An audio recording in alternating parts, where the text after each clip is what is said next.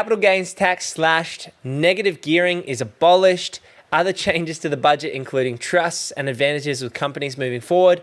We are going to be unpacking the 2026 Labor government budget, the winners, the losers, and everything in between. First off, capital gains tax. On screen here you can see capital gains tax. The government will replace the 50% CGT capital gains tax discount with a discount based on inflation and introduce a minimum 30% tax on gains from the 1st of July 2027.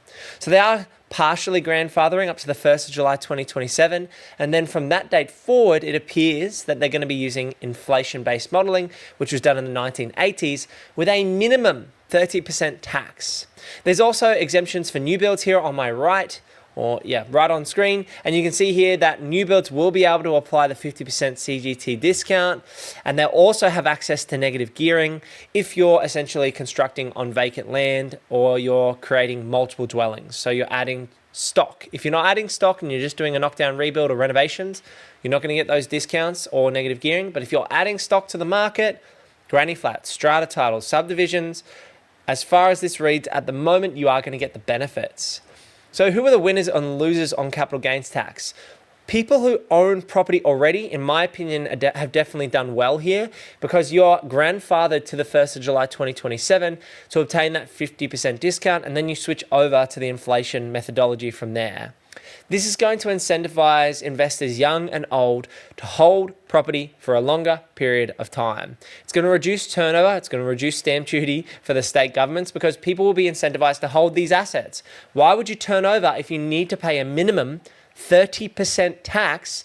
Say you buy on the 1st of August 2027 and a year later you decide to sell. So 1 year and 1 month later, for whatever reason you decide to sell, you are going to have to pay a 30% minimum tax. So if you make a $100,000 gain, $30,000 of that will be going to the government. Whereas under the current methodology, that $100,000 gain would be halved to $50,000, and that $50,000 will go through your marginal tax rates. And if you're clever with your structuring and you run your own business, you can essentially pay very minimal tax, 16%, 17% tax. Now it's going to be a minimum 30% across the gain that is made, and inflation. So depending on the inflation each year, they're going to set your cost base and you're going to pay on top of what the inflation base is. So these changes are really interesting. I think it's going to be the administration for valuers on the 1st of July 2027 is going to be interesting, assuming that the grandfathering changes over at that date. So that there'll be a cutover date in a year's time. But I think new investors here do lose out a little bit because you're not getting the benefits of the previous 50% gain, and you do have a minimum 30% tax now, which is incentivizing holding on longer. Now we've also got negative gearing. So that's the next big change. And the negative gearing here is compounding. So negative gearing compounds the impact of CGT discount on housing affordability. 83% of new investor loans in 2025 were for existing property, not new housing. So the government will limit negative gearing to new builds from the 1st of July 2027. Existing arrangements will remain unchanged for all properties held before budget night, and investors who buy new builds will still be able to deduct losses from other income. Investors who buy established houses after budget night will still be able to deduct losses against residential property income. They will be able to carry forward losses, unused losses, so carry forward tax losses to future years, but won't be able to deduct them against other income like wages. So massive here, meaning that people who currently own assets will be able to claim negative gearing on the assets they've got. So if you've got 5 properties and you have them negatively geared and you refinance debt on them again and again and again, you'll still be able to claim negative gearing in the current financial year. But from essentially budget night, my understanding is that budget night is the cutoff to get that negative gearing benefit. And for the next 12 months till the 1st of July 2027, you will be able to claim some negative gearing, and then that will be eradicated. And then from the 1st of July 2027, new builds will get the negative gearing. Now, this supports the strategy of building strata title or granny flat developments because granny flats are considered adding to the dwelling supply as far as we understand so far. Strata titles definitely will add to the dwelling supply because they're a DA, development approved asset, and they're adding definitely to the supply. So when we're adding these dwellings, whether it's a granny flat or a strata title, they are going to be able to access negative gearing from the 1st of July 2027. And so in my opinion, a well-balanced portfolio that a family is trying to build for their future, and say the family wants to buy 3 or 4 assets, I would want 2 out of the 4 of those assets to be new builds, ideally strata titles in established areas because the knockdown rebuilds don't count, because they're not adding supply to the market. So I'll be looking to do 2 of my properties as negatively geared potential new builds and 2 of my properties as established properties, potentially with granny flat potential, to get rid of even worrying about negative gearing, because once you add a granny flat, the property is going to be neutrally geared. So this is a huge advantage for people who currently own properties, because into eternity, anyone who's bought assets before budget night will be able to apply negative gearing moving forward. So they have locked in the grandfathering as far as it reads, and it'll incentivize investors to add new stock, which is a good thing. I think it's good they want to incentivize that. But these changes aren't as, strong as people might originally have thought. I don't think these are going to change the market. Yes, it's huge reform relative to what the budgets have been in the past, because most of the budgets tend to be boring and not big changes. But capital gains tax is a big one, and I think this is just going to increase the hold period. And negative gearing just is going to mean that you need to have a balanced portfolio between new builds and established stock. And there's clever ways to do that, so you can essentially hold your properties in the right position at the right time. Now, this is another thing to note here on screen. So other exemptions, so they're keeping the main residence exempt here as well. Existing 60% CGT discount applying to affordable housing will apply still. Changes to negative gearing will only apply to residential property. Commercial property and other assets such as shares will remain subject to existing arrangements. Further exemptions for negative gearing will also be available for investors in government programs, essentially. So I think that the winners here are pre-existing investors. New investors actually lose out, because what the boomers and the millennials who are able to get into the market, they're going to get all the benefits of all the old policy. And then with this changeover, the new policy is not as advantageous.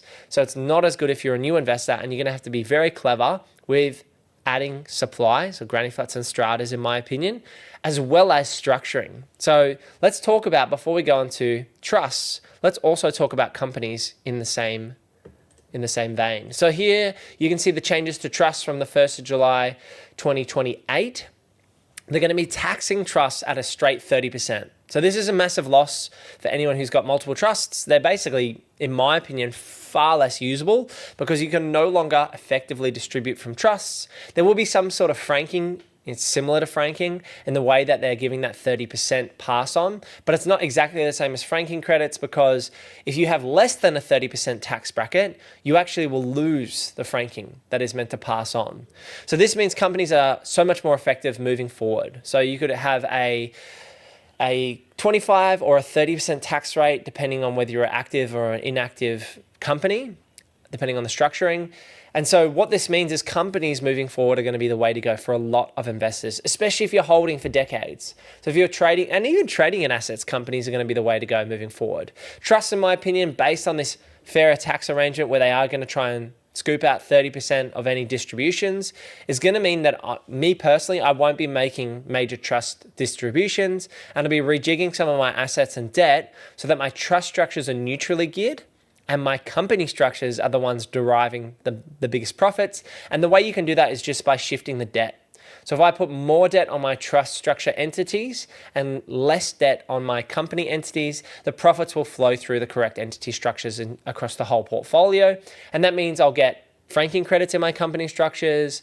I'll also be able to claim the losses. So there are still carried forward losses in the trust as well, but I have greater flexibility and potentially a lower tax rate at the 25% with franking than the 30% forced distribution through trusts. So super interesting. You can get bogged in the weeds between companies and trust structures, but the simple takeaway is that trusts are largely going to be dead for property investments moving forward. It's going to be company structures, pretty simple, or personal names, and adding some new supply as well as buying existing to balance out your portfolio. For me, if I had a portfolio of 4 properties, I'd want 2 in companies, 2 in personal names. The personal names, I'd be adding dwellings, so strata titling, adding dwellings to get negative gearing on my personal name properties, and using land tax thresholds, and then setting up company structures for assets that are deriving cash flow, because those cash flow assets will then create franking credits, which I could then pay the tax on, but still get the benefit of delaying the financial years when I distribute the money from that period forward. So this is just a little section about those franking credits in the trust structures. And basically it's just not as effective as using a company here. So there is some type of refundable franking credit, but basically they're not going to let you can read this all yourself if you want, but basically they're not going to let you if you have a lower tax rate to get the full benefit of the 30% that you have to pay in trust structures. And these are some more changes. You got the instant asset write-off here as well, $20,000 for small businesses, $250 for working Australians, and there was another $1,000 discount in there as well. Honestly, for the everyday Australian who's not in investing assets and is a working Australian trying to save money, trying to get by with cost of living, the changes that they've made is $250 and another $1,000 on top of that, and that's it. There's $1,250 of benefit to you. Good luck if you're an everyday punter just trying to get by, let alone thinking about investing in property. And yes, the instant asset write-off of 20K is great. A lot of business owners are well off in terms of managing their finances. So great that you can write off some 20K or less assets rather than having to depreciate. Honestly, for most business owners, they're going to be very effective with their tax because they can run so many expenses through their business. And so they'll be chatting with their accountant about their tax planning regardless. So that is a summary of the budget. It's a pretty weak budget for the everyday Australian. $1,250 total of benefits. The three major changes from my point of view is that capital gains tax is going to incentivize holding longer. Negative gearing is just about balancing the assets you buy, adding a little bit of stock with minimal risk in your portfolio, which is what we're doing for a lot of clients in strata title developments, because they are DAs, but they're more cost effective than subdivisions. And then about balancing company versus personal name structures is the likely way for people to move forward. And then trust structures, in my opinion, are pretty much dead here. I've got 6 trusts myself, and I'll be just maximizing the debt, minimizing the distributions from my trust so that they're relatively neutrally geared, and just rejigging between personal names, company, and trust structures as a higher net worth Australian to do that. And so not everyone has the benefits of being able to do that, but anyone that's anyone that's a multi-millionaire will be able to overcome any of these tax changes. It's actually the everyday mums and dads that they're now making it harder for, who want to get simple negative gearing on their first investment property, whereas the wealthy people are going to be able to navigate this in different structures and different timelines and pushing money in their companies and their businesses. And people who aren't investing at all, it's getting far more complex if you're a share investor, and far more complex if you're in other assets other than property, because you don't have leverage. And so you've now got changes to the CGT for all assets. And if you're in shares or crypto or other businesses, the sale of those assets now gets hit with the same changes, and you don't get the benefits of leverage. So it's a super interesting budget in my opinion.